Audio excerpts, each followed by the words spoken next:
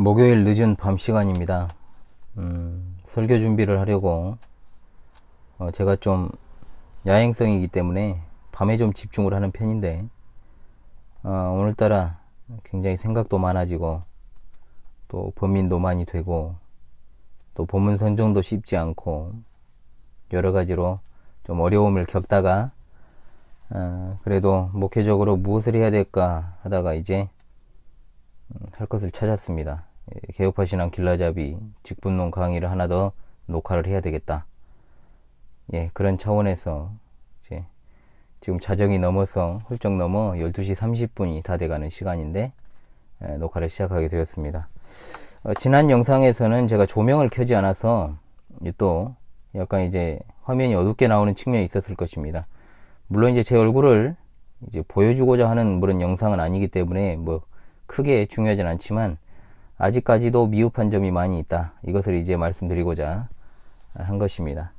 자, 개혁파 신앙 길라잡이 네 번째 시간입니다. 네 번째 시간은 직분의 종류와 특성에 관한 것인데 이 직분의 종류와 특성 부분은 이제 중요한 것들이 좀 많이 나옵니다. 네 번에 걸쳐서 네 챕터를 나눠서 이제 강의를 진행할까 합니다. 오늘 첫 번째 시간은 이제 특별직과 항존직에 관한 것입니다. 잘 새겨 들으시고 또한 귀한 이해가 있는 시간 되시기를 바랍니다. 자, 우리가 지난 시간에 함께 이 직분에 관한 본문이었던 에베소서 4장 11절에서는 이제 승리하신 우리 그리스도께서 승천하시며 자기 백성에게 주신 것이 직분이다. 그 직분의 종류가 열거되어 있습니다. 사도와 선지자와 복음 전하는 자, 그리고 목사와 교사가 열거되어 있습니다. 자, 그런데 사도와 선지자와 복음 전하는 자는 예수님 당시, 즉 교회가 처음 시작할 때 그 당시에 주어졌던 한시적 선물이었고, 이제 뒤에 나오는 우리가 익숙한 목사와 교사는 이제 그리스도께서 다시 오실 때까지 교회에 계속 있어야 하는, 존재해야 되는 직분이라는 측면에서 이제 앞과 뒤에 그 직분을 구별하게 되어 있습니다. 그래서 앞의 직분을 특별직 또는 특정직이라고 부르고, 뒤에 두 직분을 갖다가 이제 항존직, 즉 교회에 항상 존재해야 된다라는 의미를 가진 항존직으로 이제 명칭을 하게 되겠습니다. 그런데 이 항존직을 상당 부분 많은 성도들이 계속해서 이제 나이 들어서 이제 평생토록 이제 하는 감당하는 직분이다라는 식으로 이제 오해하는 경우들이 있는데, 이 항존직의 말은 예수님 다시 오실 때까지 교회에 항상 존재해야 된다는 측면에서 항존직입니다. 오해가 없으시길 바랍니다. 그런데 문제는 오늘날 신사도운동이라는 이단적 가르침을 이제 가진 자들은 초대교회 사도직이 오늘날에도 계속되고 있다라고 주장을 하고 있고, 로마 가톨릭 같은 경우에는 처음부터 지금까지 주구장창 사도직의 계승을 운운하고 있습니다. 자, 이런 이제 차원의 다름이 있다는 것을 우리 틀리죠. 많이 다릅니다. 이것을 이제 생각을 하고 성경적인 차원에서의 특별직과 항존직을 우리가 제대로 이해를 해야 됩니다. 자, 특별직은 말 그대로 특별한 직분이죠. 예수님께 직접 임명을 받은, 즉 세움을 받은 사도들을 필두로 하는 직분입니다. 사도들의 특징이 무엇입니까? 그리스도의 부활과 죽으심과 부활을 직접 목격한 자들입니다. 그리고 성령의 능력을 받아서 그리스도의 증인이 되었습니다. 어떤 한 교회가 아니라 보편 교회를 담당하는 자들로 우리 주님으로부터 세움받은 자들입니다. 그 다음으로 이제 복음 전하는 자가 나오는데, 이 복음 전하는 자라 함은 이제 사도들과 거의 같은 동일한 위치에 있다라고 해도 무방합니다. 주로 예수님의 행적을 기록한 복음서의 저자들, 대표적으로 마가와 누가가 되겠죠. 그리고 선지자는 구약 시대를 우리가 많이 떠올리게 됩니다. 그리고 신약 시대 초대 기독교회에서도 이제 사도행전 1장 28절에 나온 아가보와 같은 선지자가 활동했던 것으로 볼 때 초대 기독교회 당시에는 이 선지자의 직분도 계속되고 있었다. 성경의 계시가 완성되기 전이죠.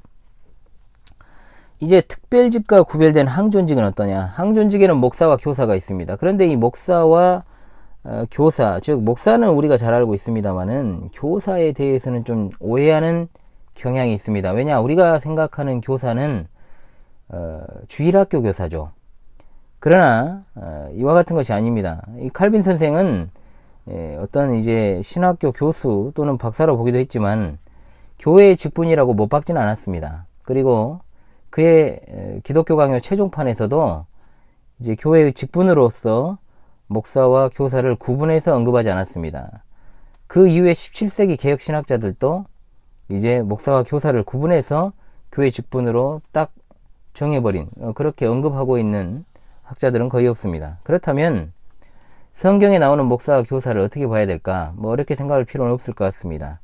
이것을 갖다가 두 가지의 독립된 직분으로 보기보다는 목사는 곧 가르치는 자다. 목사는 곧 교사의 직임을 가장 중요하게 이제 책임지는 자다라는 뜻으로 이제 해석하는 것이 옳을 것 같습니다. 물론 이제 목사는 가르치는 일만 하는 것은 아닙니다. 그러나 어찌되었든 간에 목사는 가르치는 일이 가장 중요할 수밖에 없습니다. 그것이 사실이죠. 그런데 오늘날 목사들을 보노라면 가르치는 일 외에 무엇이 그리 바쁜지 알 수 없어요. 일단 행정과 프로그램에 써놓은 시간이 굉장히 많습니다. 교회 정체에 관심이 많은 분들은 이제 대외 활동을 많이 하시죠. 아무래도 대외 활동을 많이 하시는 분들은 교회 행정과 프로그램은 거의 부목사들에게 이름이 많이 됩니다. 뭐 솔직히 말해서 교회 행정이라 해봤자 교회의 여러 가지 허드렛 일, 그리고 가장 큰 이제 역할을 감당하는 것이 운전이죠. 새벽부터 운전을 시작하여 저녁까지 운전을 계속하는 이 부교육자의 이 시스템, 이것은 뭐 부인할 자는 없을 것입니다. 잘 가르치려면 잘 배워야 됩니다. 그런데 배우는 데 시간을 써야 할 때 쓰지를 못하니까 시기를 놓칩니다.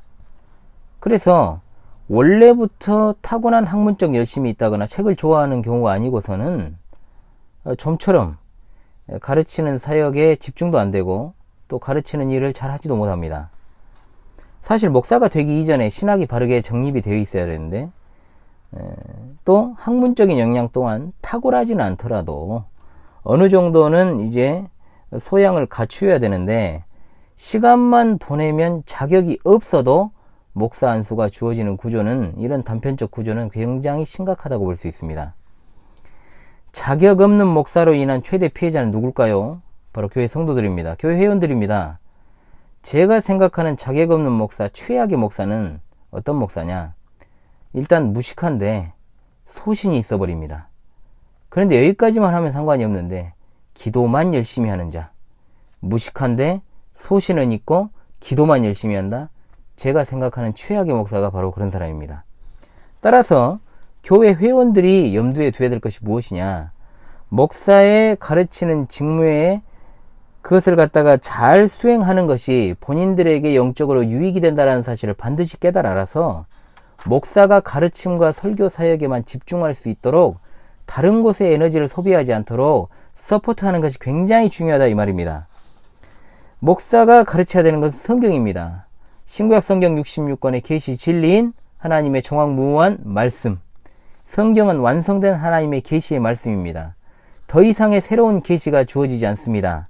따라서 이 완성된 계시의 말씀을 목사는 이제 잘 풀어서 전달하는 해설자의 역할을 감당해야만 하는 것입니다. 그러기 위해서는 일단 본인이 성경을 정확히 이해해야 되고 해석을 해야 되며 바르게 전달하는 일에 집중을 해야 됩니다. 목사는 바로 이 사명을 맡은 말씀의 봉사자이기 때문입니다. 자, 오늘 직분의 종류와 특성, 이제 이 단원의 수업 첫 번째 특별 직분과 항존 직분에 관한 수업의 내용이었습니다. 자, 오늘 이 수업은 이것으로 마치도록 하겠습니다. 수고하셨습니다.